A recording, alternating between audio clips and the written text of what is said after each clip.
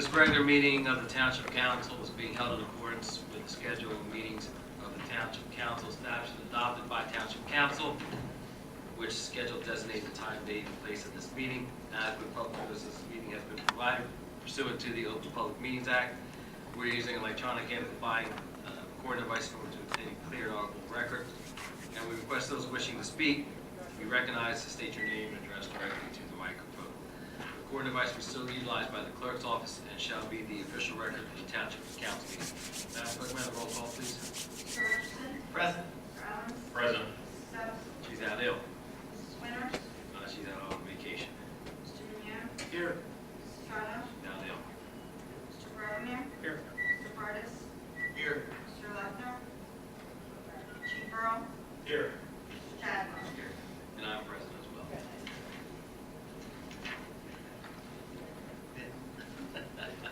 We have a special presentation, Eagle Scout Michael DeFeo.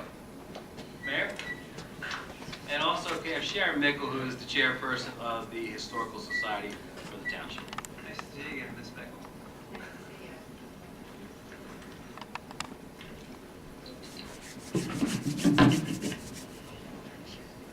If I can call Michael up, please.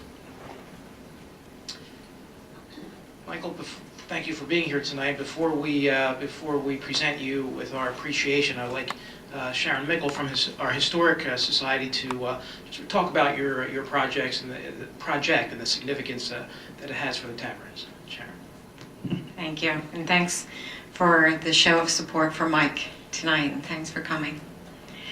So Michael had approached the Historic Committee trying to find out if he could possibly do his Eagle Scout project on the grounds of the Gabriel Davis Tavern. And meeting him and walking the grounds and giving him a couple ideas, he eventually thought about the projects and then chose the most difficult one. I think maybe I may have kind of strong-armed a little bit into telling him how much the Historic Committee really wanted this project done in comparison to the others. Maybe a little bit. Yeah. But I thank you so much for selecting that project, because when visitors come to the Gabriel Davis Tavern that was built in 1756, they cannot even begin to imagine that travelers came by creek. So the roads were horrible, and the mode of travel was creek, either for just their own personal transportation or for transportation of goods. So what Mike's project did was create a stairway down a bank in the front of the house that would eventually lead to either a path or a walkway towards Timber Creek. So people could then either explore on their own or take a little guided tour someday and go down to the creek and see how the travelers would have come to visit the Gabriel Davis Tavern back in the 1700s. So that began. After he selected the project, he then had to present to the committee and basically give rough plans. He had to refine those plans and then, of course, go to Scout Council and get that plan approved. So there's a long process in just selecting your Eagle Scout project. After that, he had to plan the project, what materials he needed, how it will end up looking, and I really like the fact that he really respected the committee's preferences in trying to keep it as natural as possible. So he also tried to earn funds. He came to our open house and he sold pretzels, and he sought other ways of funding his project. He then also had to try to get some assistance from town, and he was successful in that. And the mayor was very helpful with that too. And his job as an Eagle Scout was then to carry out the plan and to get his fellow scouts and even their families involved in executing his plan. And it was accomplished. And I hope there wasn't blood, but I know there was a lot of sweat, and I imagine there was maybe some tears, because I knew that, just a little bit, I knew that he had to tear out at least 2 steps because it wasn't going to have enough space to do what he wanted to do, and he had to create maybe a total of 10 steps, 14 steps in order to have a proper gait. So I do commend you, because there was some blood, I hear, sweat and tears in completing your project. So we thank you so much. It'll be a lasting impact on the community, and that is a true Eagle Scout project. So thank you. Well, thank you, Sharon, and thank our historical committee for helping to preserve the deep and rich history that we have here in Gloucester Township. So thank you for your great work. And Troop 811, it's great to see everybody out here today. Thanks for you being here and for your interest in scouting. And of course, Michael, thank you. I know that you have the determination and the skill and the characteristics of an Eagle Scout that will suit you very well in life. As you travel through life, and certainly wish you the best with that. But thanks for making a difference in our community here in Gloucester Township. A lot of hard work. I think we met earlier in the summer, I think, when you approached me about selling the pretzels and you know, really getting down to work very quickly. So I'm glad to be a part of that, and thanks for, again, your project, your hard work, and congratulations on your Eagle Scout as well. So we wish you the very best on behalf of Council President Mercado and all of our council. Congratulations and thanks again.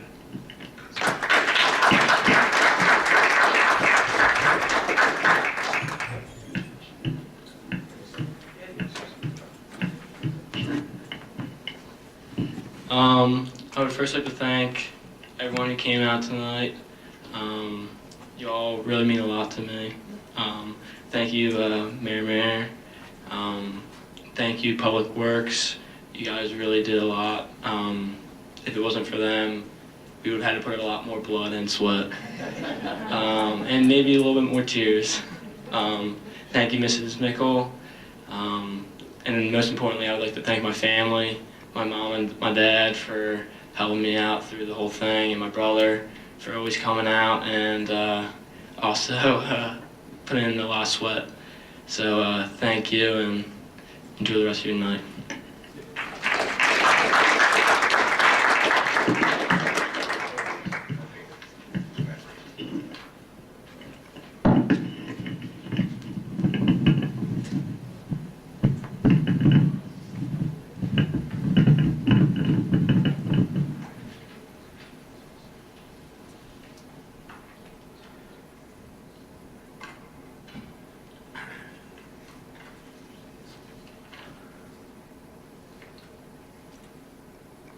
We'll now have our first public portion. Anyone wish to speak on any agenda items, please raise your hand. Mr. Heinbaugh?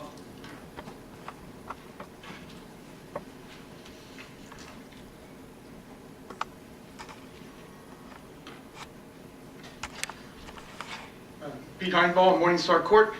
Good evening. Agenda items. First, the first reading of the ordinance. The phrase redevelopment is in the description of the ordinance. Does that mean that this project would be eligible for a tax abatement? Is that part Well, of? this is a redevelopment area. This is the Nike base. So this is adding an amendment to have a residential component that is a suitable use for that particular area. So it's a zoning change.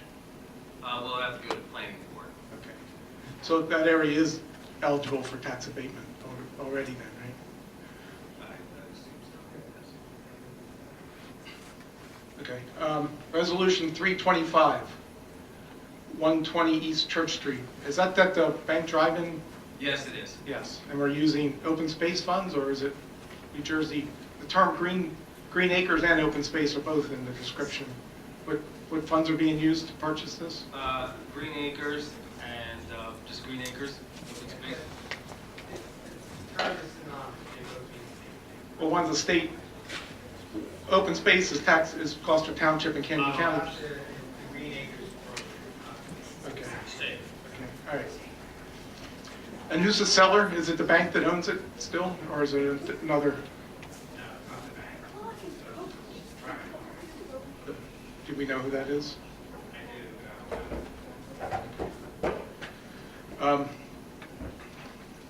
And that's, the use for that is going to be to pay for a parking lot? Is that? Yes. And that's acceptable under the Green Acres guidelines? Mr. Lecken would have forwarded this project forward to this resolution if it wasn't acceptable. Correct, Mr. Lecken? It will include parking and park features. So that's how we get it through Green Acres, While because, the parking it has a rational nexus to other park features, the park, the caboose, the health and fitness trail, and the electronic bicycle kiosk. So I discussed it with the Green Acres program. We will have to, I'll have to prepare a narrative for them explaining that. I see. Okay, They seem, all right. Thank you. Resolution 322, can you define what non-fair and open process is? Mr. Carly, these are the ones that are under 17.5, is that correct? Under 17? No. No, it's- They exceed 17.5. So they're required to fill out a form indicating whether they've made any contributions, political contributions. So they've been sent those forms. Most of those have come back now so far. It's anything in excess of 17.5. That is correct. we do that for all contracts, whether or not they fall within that framework or professional contracts. They all fill out the form of the township. And the listing there is in the bulletin board there, but And you have some nonprofit organizations, like Big Brothers Big Sisters included in here. As We do this every year, and this is prescribed by the state. but also non-fair and open means it's not put out for advertisement or bidding. Is that the definition of non-fair and open process? If they fall within professional, they don't fall within the criteria. We follow that same procedure under our procedure here in the township, that they all fill out contribution statements and all of that, all of those required. But I think to answer his question, it has nothing to do with quotes, because we do get quotes. That's correct. Anything in Okay. excess of $6,000, there's a minimum of 2 quotes. Anything over 40,000 goes out for bid. I think when they talk about non-fair and open, that's just, that's a direction that any municipality can take with regard to ordinance. Mr. Carlin, I think you'd be more familiar with that than I am. So when does the 12-month period start and end? I mean, what, is it from December 1st to December 1st till now, or, I mean, On January 1st. oh, these will take effect in January. Okay, so it's for the calendar year of 2018. Fiscal year state. There are several, do PACs, do the Gloucester Township PACs, are they described as political contributions? political or candidate committees in the name, it's listed as reportable contributions to political or candidate committee. There are several on this list that have made contributions to PACs in the calendar year 2018. Has that been disclosed by these? Have they been eliminated from this process then? They would fill out a disclosure, We wouldn't fill out the disclosure form. That's what this form would say. And that those haven't come back yet? Or I don't know if they're all back yet, Pete. They've all been mailed out. there's 3 or 4 that have made contributions to Gloucester Township PACs in the calendar year 2018. So do we need to table this ordinance, this resolution or anything like that? I mean, what, they're filling out disclosure forms. and then, I don't see the need to table it. and then what? I mean, supposing they're honest and reveal these contributions, then what? Mr. Carlo, Mayor, after they made any contributions. They're still required to fill out the forms that are monitored through my department. They still have to fill out those forms as to what contributions were made. And that's it? I mean, as long as they disclose it, they're still eligible for these contracts? Is that? That's correct. Mr. Heimball, your time's up. This is a firm, R.D. Zulli is the big one. They're a firm from West Berlin. Mr. Heimball? Yes. Time's up. Why would a firm from West Berlin I make guess you it? just go disregard me. Is there anyone else that would like to speak? After they're done speaking, you can come up, Mr. Heimball, Mr. Polidoro.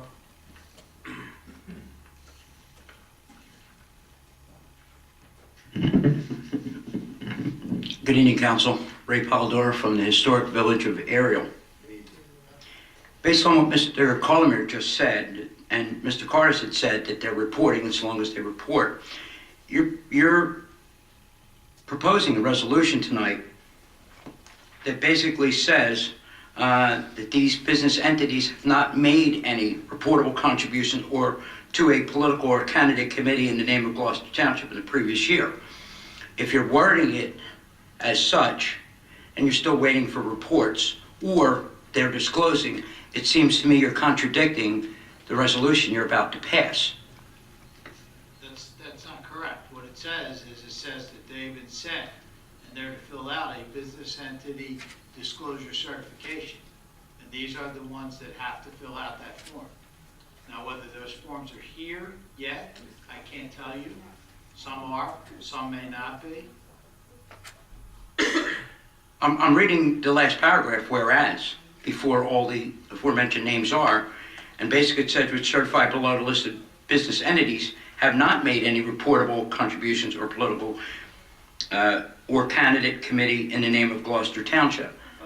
So, It says the below listed business entities will provide their various goods and services to 218 and have completed a submitted business entity disclosure certificate, which certificate that the below listed business entities have not made any reportable contributions to a political or candidate committee in the name of Gloucester Township in the previous year, and that the contract will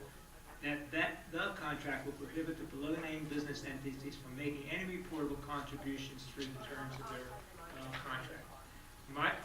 My experience with this resolution in the past, since the township adopted its non-fair and open process, is that every one of the individuals on this list, and as we were talking, I was going through the list, fill out those forms and send it in, and if they're in violation, then the contracts are not awarded. If they're not, then business procedure is appropriate.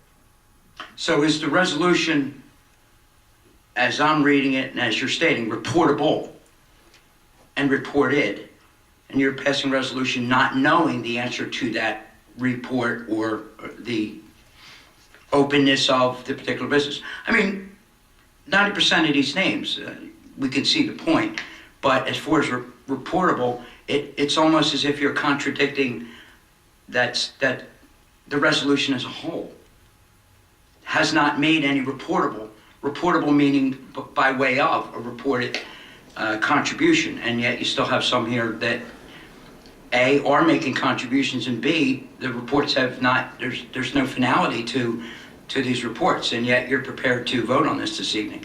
It just doesn't seem like this is ready to be voted on, and it's in contradiction of its own statement. Tabling it, I just don't think you're prepared. It's not even a matter of tabling, it just doesn't look like it's... Interpreted as you are, is that the form resolution that we've used for years, and each one of these contracts or individuals have to fill out their form that they've not violated the township ordinance, and then during the term of the contract, entities are prohibited from making any reportable contributions during the term of the contract. So then, if I'm understanding what you're saying and what you're getting voted, and what you're going to vote on this evening, you are knowingly going to have these non-fair and open businesses, or contributors, in a non-fair and open path to doing business with the township. You're knowingly going ahead to do that this evening. You know that they have in the past. As far as this year, they've made these contributions, so you're knowingly going to go ahead and put that before a vote today. Because you don't have any answers, or you're contradicting one or the other, these folks are going to be... Because the resolution is setting forth those businesses that have been doing business with the township that must complete the business entity disclosure certification. These are the ones that have to submit that form. And again, 99%, 90% of these guys, everything's fine. The contributors is the question. The word reportable and the reports that you even have not received or don't know about. It seems like this resolution is either not ready to be voted on, or you're knowingly going to pass along non-fair, and open opportunity for those that have contributed.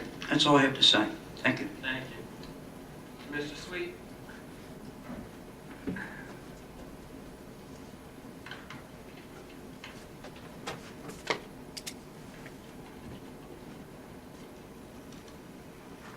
Good evening, Council. Sam Sweet from Ariel.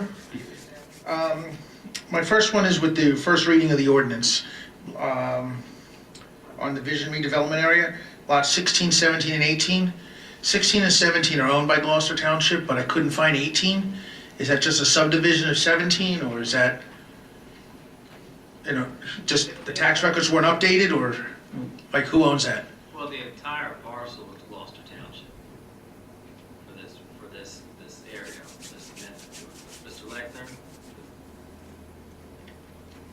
I'm not certain what you're looking at, just say it's not listed.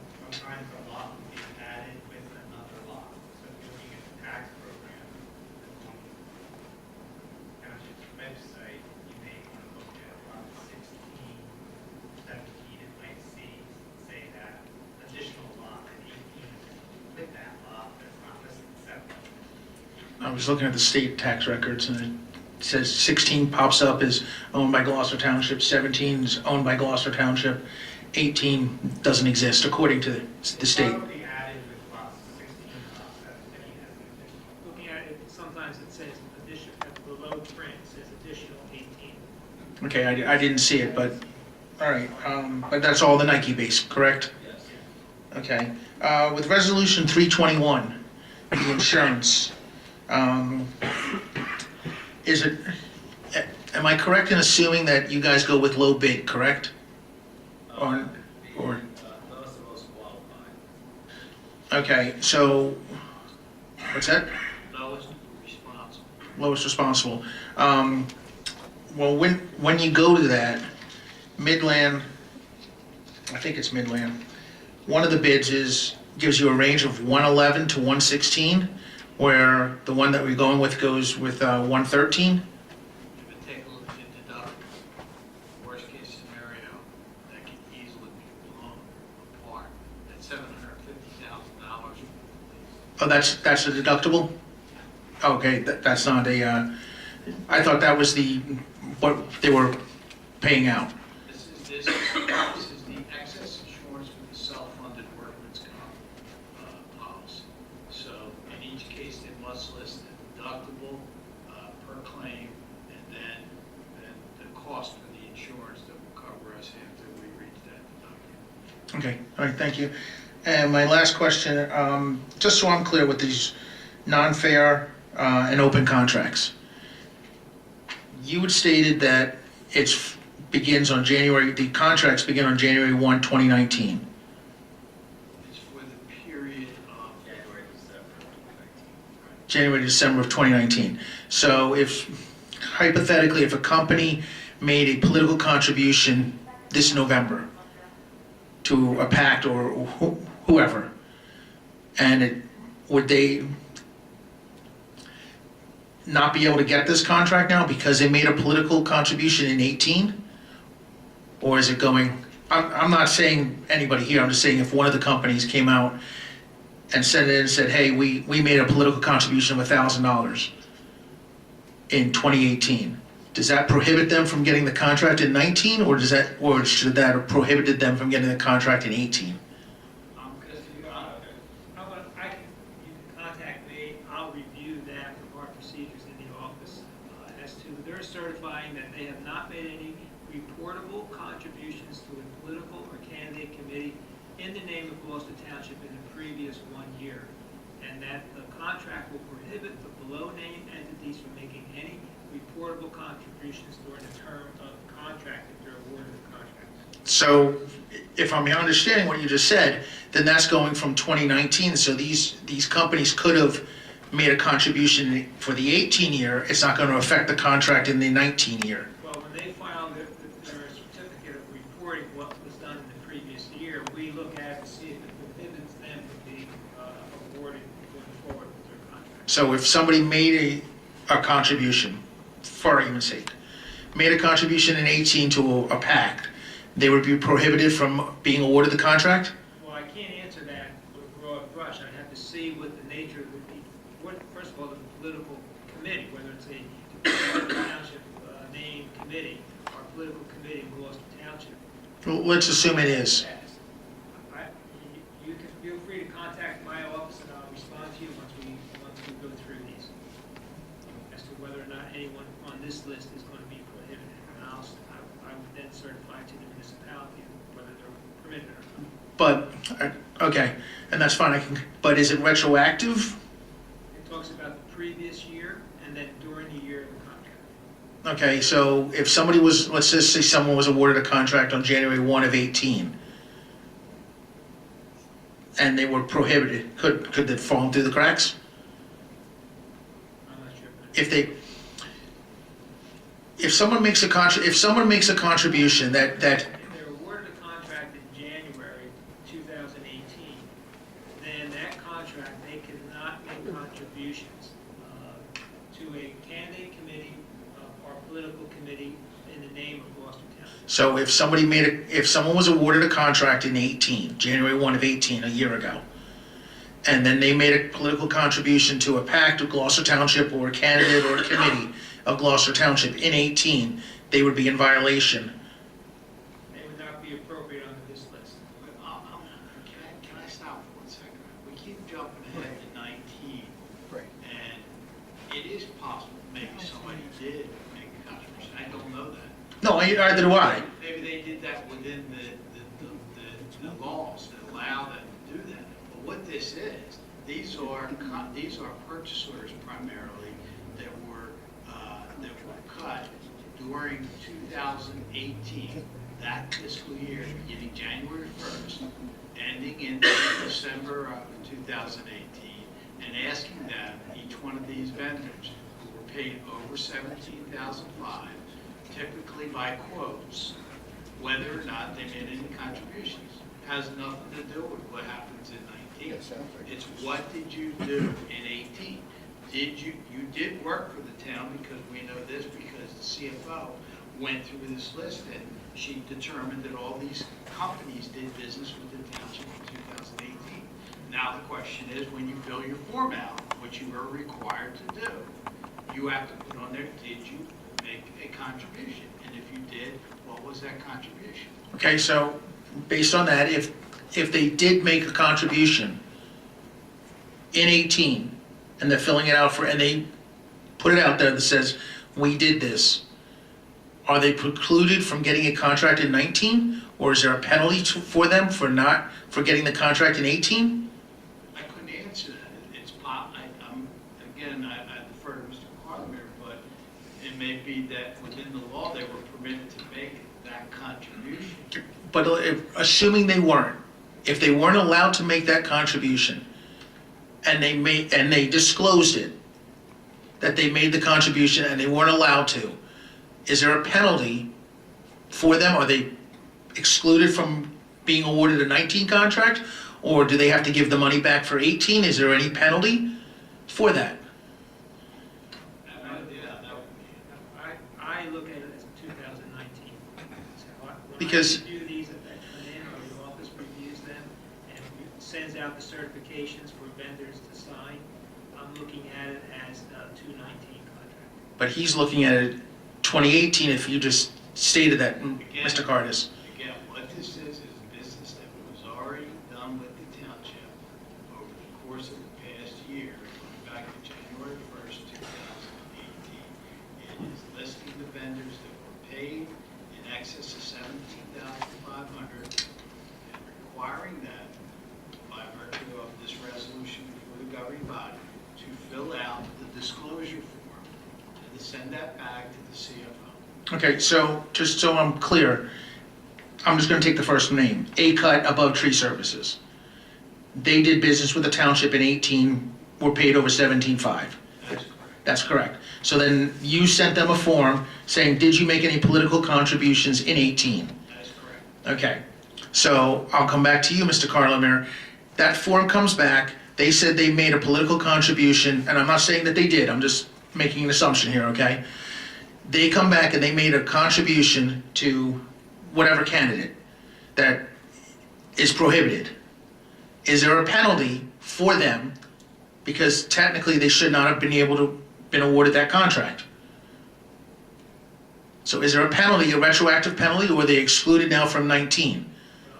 I would say, reach out to me tomorrow, and I'll give you an answer. I can't give you an answer in the context of what this ordinance is saying, as I understand it. So Mr. Sweet, please reach out to Mr. Carlemere. Okay, Okay. That's fine. We exceeded our public portion time. Right. Thank you very much. thank you. We'll close the first public portion. Bids, Access workers' compensation and third-party administration of self-funded workers' compensation. I entertain a motion to accept bids. I'll make that motion. Thank you, Mr. Elzar. Thank you, Mr. Owens. On the question, roll call, please. Mr. Hutchison? Yes. Mr. Owens? Yes. Mr. Menuon? Yes. Mr. Mercado? Yes. Next, we have ordinance. It's the first reading. There will not be a public hearing. The public hearing will be at the second reading. Ordinance of the Township of Gloucester, County of Camden, State of New Jersey, adopting amendment number 6, amending ordinance 0-02-30, commonly known as the New Vision Redevelopment Area Plan, to establish the New Vision Single-Family Residential Overlay. This amends the New Vision New Vision Redevelopment Plan to add amended to have a single-family residential overlay. As a permitted use. Is there, entertain a motion? I'll make that motion. Thank you. Is there a second? Thank you, Mr. Owens. On the question, roll call, please. Mr. Hutchison? Yes. Mr. Owens? Yes. Mr. Menuon? Yes. Mr. Mercado? Yes. Next, we have a resolutions consent agenda. Any council member would like to remove any of the items, please speak up. Mr. McConnell, Yes. can I remove 322 for discussion? Sure. Anything else? Anyone else? All right. I entertain a motion to accept the consent agenda as amended, taking out resolution 322. I'll make that motion. I'll second. On the question, roll call, please. Mr. Hutchison? Yes. Mr. Owens? Yes. Mr. Menuon? Yes. Mr. Mercado?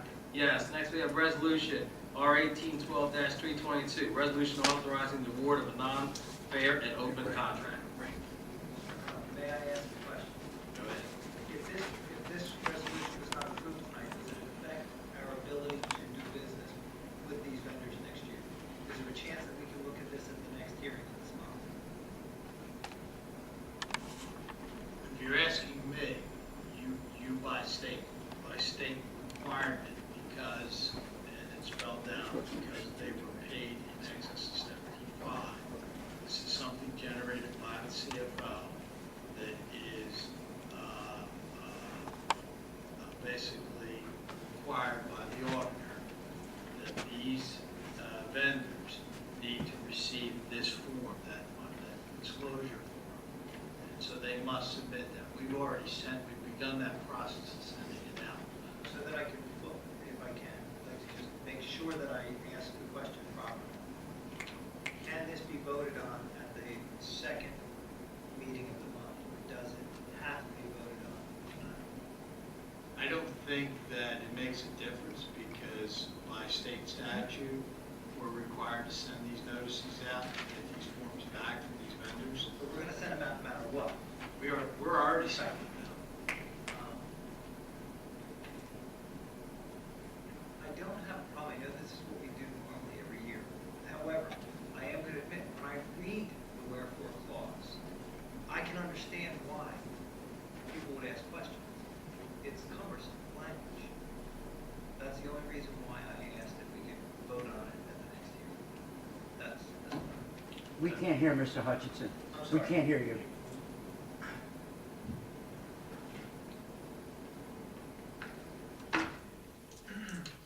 Okay, I entertain a motion to approve. I'll make that motion. Is there a second? I'll second. On the question? Roll call, please. Mr. Hutchison? Yes. Mr. Owens? Yes. Mr. Menard? Yes. Mr. Mercado? Yes. Resolution of the Township Council of the Township of Gloucester, Camden County, New Jersey, to the New Jersey Department of Environmental Protection Green Acres Program. Supported acquisition of certain lands within the Township of Gloucester to be utilized in accordance with the Green Acres Program. Located at 120 East Church Street, Block 11702, Lot 3. Entertain a motion. I'll make the motion. I'll second. Thank you. On the question? Roll call, please. Mr. Hutchison? Yes. Mr. Owens? Yes. Mr. Mignone? Yes. Mr. Mercado? Yes, we did not receive any GTE Gov access emails. We'll now open up the second public portion. Anyone wish to speak on any item, please raise your hand. Is that a hand this morning or just? Yeah. Okay, please tell us.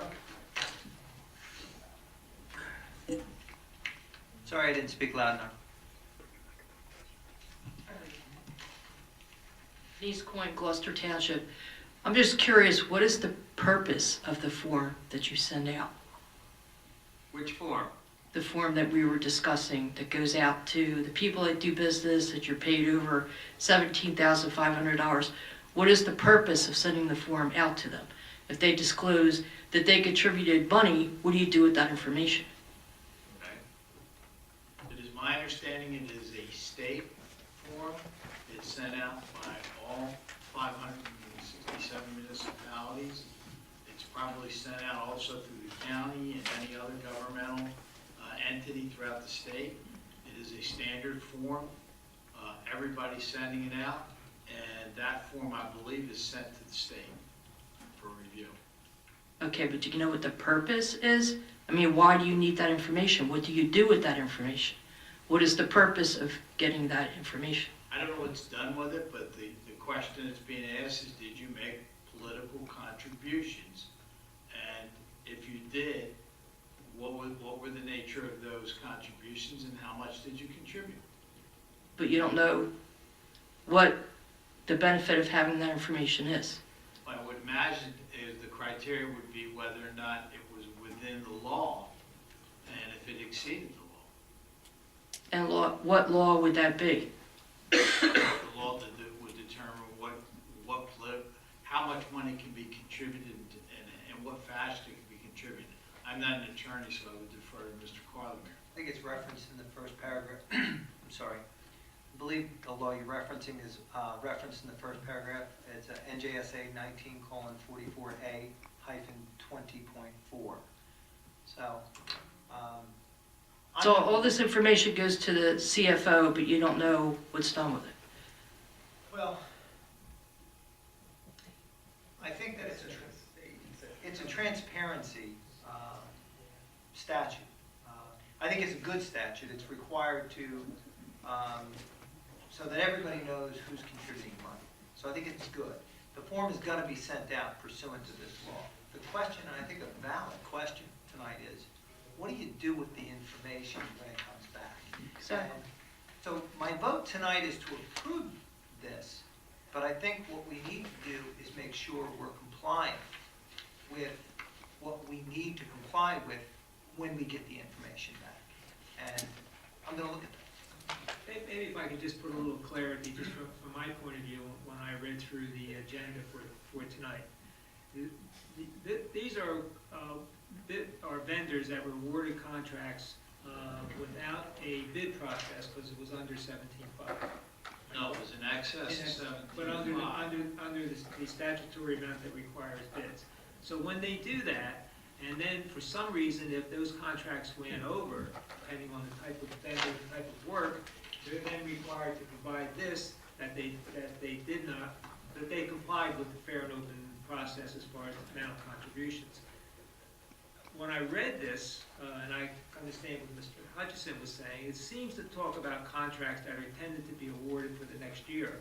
And that's when I interpreted what this was. If fed into the procedure that I follow in my office when contracts come in and that vendors are going to be on a list. We make them provide, as part of their contract, a statement that they have not in the previous year made any contributions that would fall in that category that would prevent them from getting contracts during the future year. That's why I asked Mr. Sweet, I said, let me review this and contact me tomorrow through my office, and I can answer his questions after I reviewed. Probably had some more conversations with the business administrator as to these vendors. So it is a little bit confusing because it talks about anticipated term of the contract is 1 year. It's lending itself to say that these are contracts that, since we're at this time of the year, that they're going to be awarded in 2019. Honestly, that's how I interpret the resolution when I read it. And I'll tell you, what will happen is when the audit process takes place, audits are completed using random sampling, especially with a municipality this size. So they randomly pull vouchers, and so they will pull those vouchers and they will see that vendor, and then they will look to see how much that vendor was paid in any particular year. Then they will cross-reference that to make sure that this form has been completed, and they will review that form. And what audit is that, and who are they? That's the township auditor, the independent auditor. That would be Bowman Company. We have to have the forms done. Yes. Okay. But again, I want to reiterate, I think the import Mr. Sweet brought up, what you're bringing up is, what do we do with this information? This can't just sit in a file. It's got to be useful. All right, what's the purpose of getting it at all? Nobody seems to be on, the same plan as far as why we're getting it and what you're going to do with it once you get it. I think we should check into the I think we addressed it, it's forwarded to the state. Disclosure forms. That let me rephrase. I don't know that every single form is sent to the state. I think if there is a question, then it's sent to the state, because I think it's not practical for all the municipalities, all the government entities in the state of New Jersey, because everybody has to comply with this, to be sending these forms to the state, be every vendor practically in the state and outside the state. Orlando, I just care that we're doing the right thing with the information. That's all I care about. Okay. I know from an auditing standpoint, we must send these forms out. They'll pull the purchase order, they'll take a look at it, and see if you comply with it. Correct. That form had better be on file when they pull that out and see that that vendor was paid in excess of 17.5. Any other questions? No, thank you. Thank you. Mr. Sweet?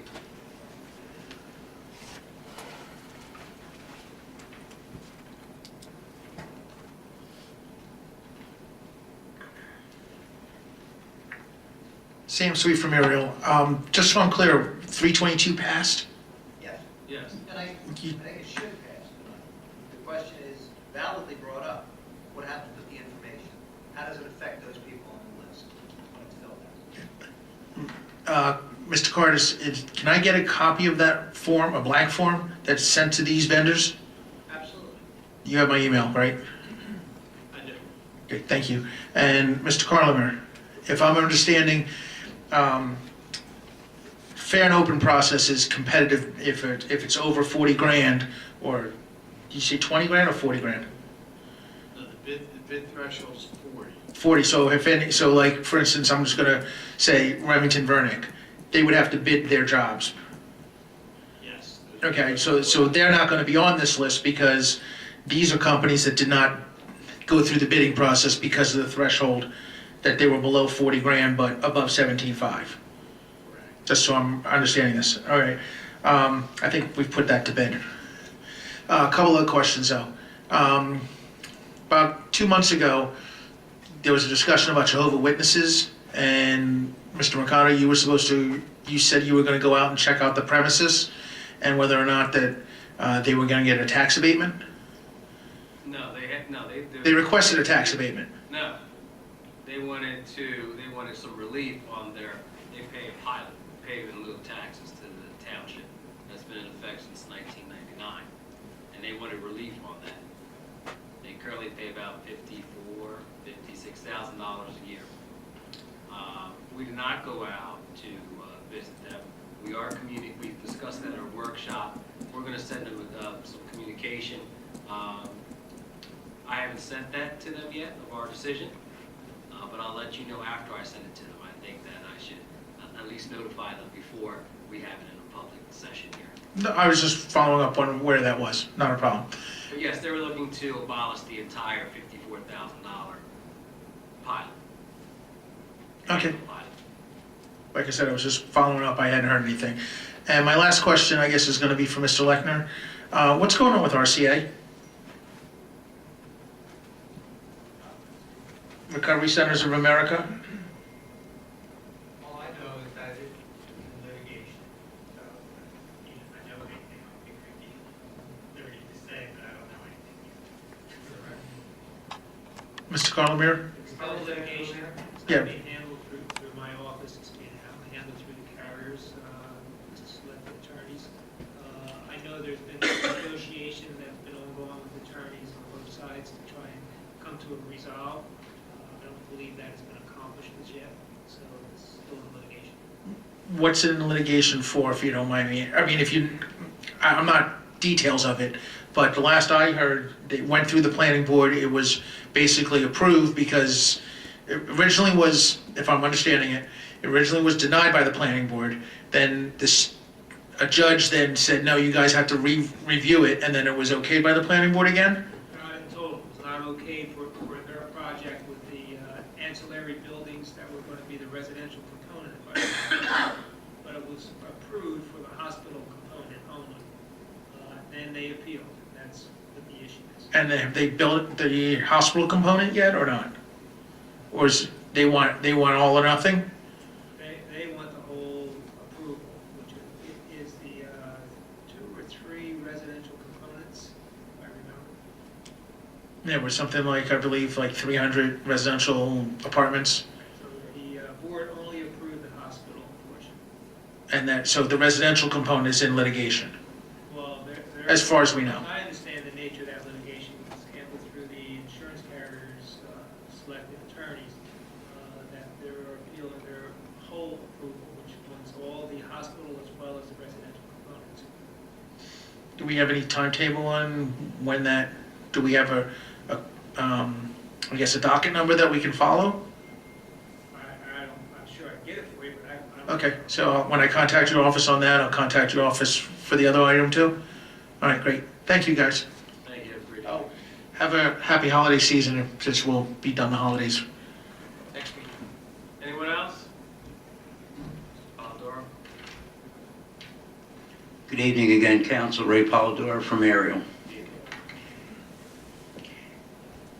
My one question, I'm sorry, I have a couple of questions, but it always seems to be that we ask the good guy question. It always seems to be the same person asking the question. What if we don't pass this tonight? What's going to happen? Mr. Cardis always says, well, the state is going to, and we're not going to be able to. And I don't mean to make a mockery of you, but this happens a lot. If such time-sensitive issues come before this council, and if we don't pass it tonight, why don't we bring them about earlier so we get time to think about it? Did you guys ever contemplate the fact that you may have to table something, that it can't go, and the state's just not going to get it when they want it? Or maybe bring it up a little sooner so that if you do have to think about it or talk about it, you got time instead of waiting till always the last minute when it's going to be a catastrophe, a crisis if we don't. It's the same type of resolution with the same type of listing was approved last year at this time.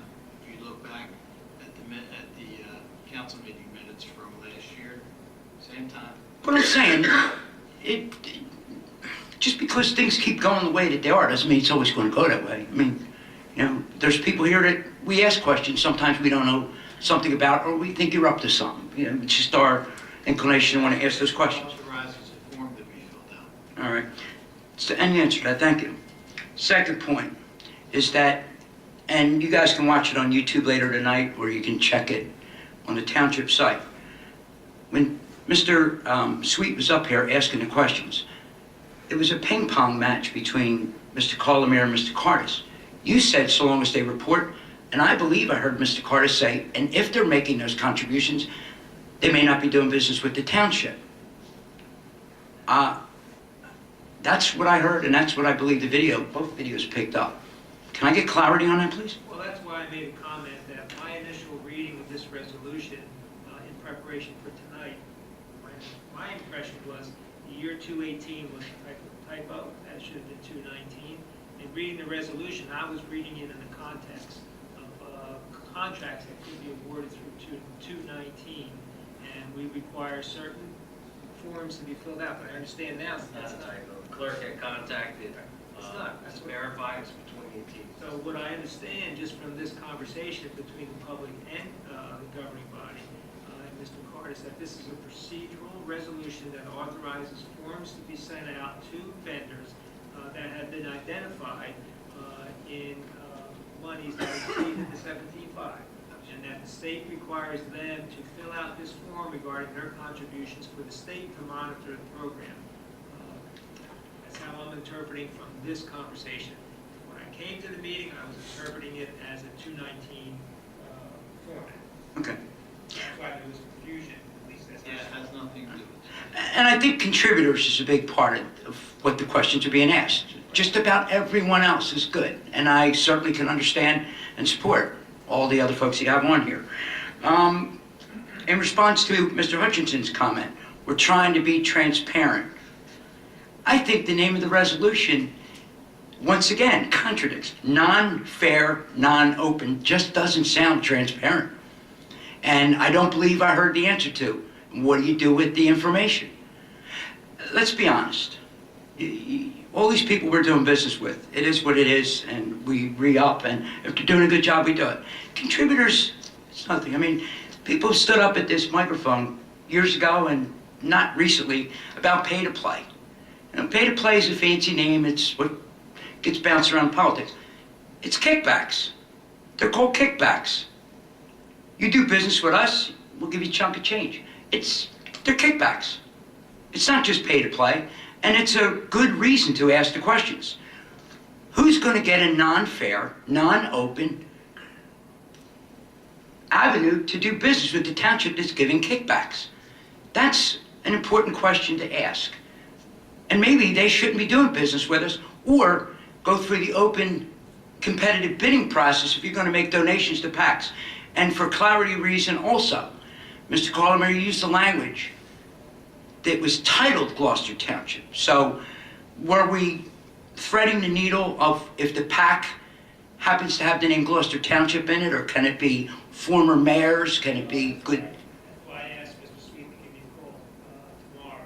Okay. I understand that the term non-fair and open contract is in the statute. It defines what is a fair and open, and it defines what is a non-fair and open. That's where that language comes from. It's not township or business administrative determination by using the language non-fair. That's the language that's in the statute. I understand. And again, it kind of, Right. in a humorous way, it doesn't have a transparent sound to it. If by chance I don't get to see you all, please have a very blessed Christmas and a good New Year. You too as well. Anyone else? Seeing none, we'll close the public portion. Following directors? Mr. Rosamier? Nothing to report. Ms. Gardner? Nothing to report. Mr. Lester? I have nothing to report. Mr. Burrell? No report, thank Mr. Chadwick? Nothing, thank you. Mr. Anderson? First, congratulations to the Eagle Scout, Michael DeFeo. It's lovely to see all the scouts show up in support of him. It's also nice to see Sharon Mickle show up tonight. It's people like her that make this community what it is. On a sad note, my daughter lost her teacher, Mrs. Barrett. And I remember Mrs. Barrett when my daughter was very, very young. And she had a lovely glow about her. She was a sweet person. When my daughter heard about it, she immediately remembered her times in Mrs. Barrett's class. We truly have lost an asset in this town. She's going to be sorely missed. Thank you. Mr. Owens? Thanks everyone for coming out tonight. I'd like to also congrats Michael DeFeo and send my condolences to the Barrett family, our thoughts are with the family.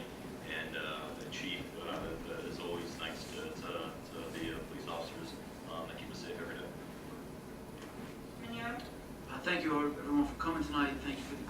questions. My condolences also to the Barrett family. It's tough to lose anybody, let alone a teacher. And congratulations to Michael DeFeo, and everybody have a happy holidays and Merry Christmas. I want to thank everyone for coming out this evening, congratulating Mr. DeFeo on his Eagle Scout project. It's a wonderful addition to Gave Him Babies Tavern. I want to thank the Recreation Department this past Saturday had their event, their holiday event at the rec center for families in our community. Last evening we had a tree lighting here at Veterans Park. It's lit up when you came into the parking lot. So I want to thank Public Works, Police Department, and the Mayor's Office for coordinating that event. And lastly, our condolences to Michelle Barrett. In my role in the school district, I was tasked to put together her bio for a superintendent. She was a 20-year employee of our school district at Choose Elementary School. She's a wife to her husband John and a mother of 2 lovely girls that have gone through our school district that are still in our school district. And was a wonderful person at Choose Elementary School and also a resident in our community. It was a sad scene at Choose Elementary on Wednesday morning, and I was there. But tragedies like this, as a community, we seem to come together. And people have rallied around the school district and her family. And that's something I'm very proud of to be part of this community. So let's wish her family well. And to all of you, I wish you a happy holiday, and Merry Christmas, and I'll see you on the 26th, I guess after the 26th, Wednesday the 26th, our council meeting. With that, I entertain a motion to adjourn. Is there a second? All those in favor? Thank you. Have a great evening.